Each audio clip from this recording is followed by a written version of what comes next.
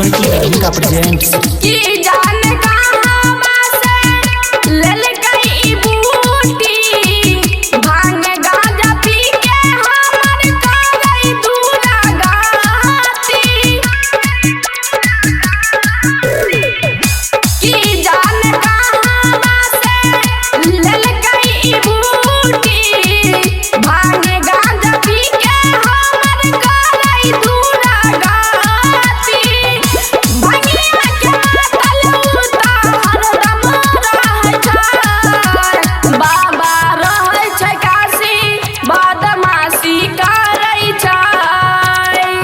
गांजा पी के भोला हरदम खांसी करै छै गे सखी गे गांजा पी के भोला हरदम खांसी करै छै।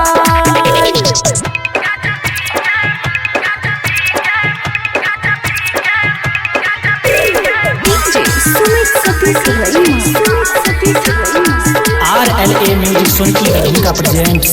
राइटर दीपक कहो अनिल कवरिया दीपक के संगे गेला भेलौ दूरा गातिया।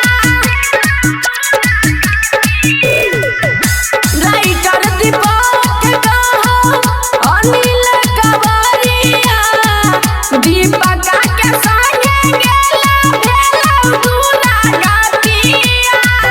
रामनाथ के संगे उता हरदम रहै छै बाबा रहै छै काशी बदमाशी करै छै। गांजा पी के भोला हरदम खांसी करै छै गे सखी गे गांजा पी के भोला हरदम खांसी करै छै। RLA music Sonki Darbhanga presents.